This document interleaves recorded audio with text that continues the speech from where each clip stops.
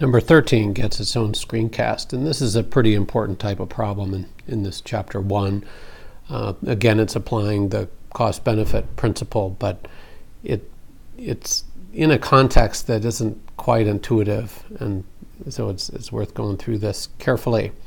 So the deal here is we're referring to the accompanying table below. According to the cost-benefit principle, how many units of this activity should be carried out? So this is going to be a critical way we think in microeconomics, and it's different than what your intuition might tell you. So the way we look at this kind of thing, how many pounds of fertilizer should I put on my field, or how many widgets should I produce, or whatever it is, we think of, okay, given where I start, should I do one more, or should I do one less? This is thinking at the margin. So the action X, so that remember that the cost-benefit principle, if the benefits of action X are greater than or equal to, we'll even give tie goes to do it, although it's really flip a coin in that case, are greater than or equal to the costs, then do it. Otherwise, don't do it. Anyway, so the way we convert the information we're given here is to say, well, what's the marginal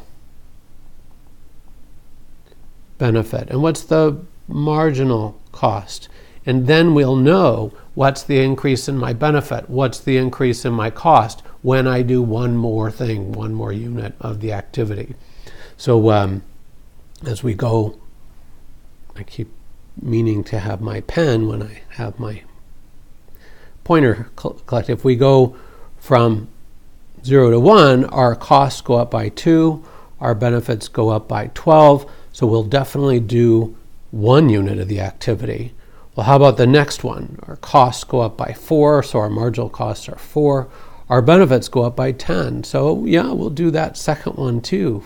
10 is better than 4. If you were faced with the trade, hey, I'll give you $4 if you give me 10, I would be in good shape if somebody made me that offer. So the marginal benefits are 10, marginal costs are 4, no brainer, do it. You're $6 better off than if you didn't.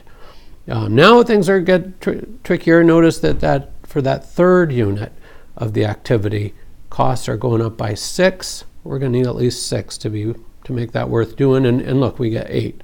So it's getting a little bit harder decision, but it's still 8 is better than 6. So we're improving ourselves as long as we.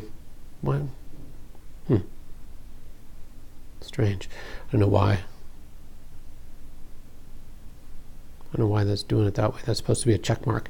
Anyway, so we'll do the third. Now, how about the fourth? Notice that costs go up by 8 if we do the fourth. Benefits only go up by 6. I'm not going to pay $8 to get something that's worth 6 to me. Not if I'm a rational human being, and we assume that I am, however much I violate that assumption in my real life. But anyway, by this logic, we would do 3, and no more, no less. So the correct answer should be D. And we'll come back and back and back when we look at the theory of the firm and the firm's output decision in particular.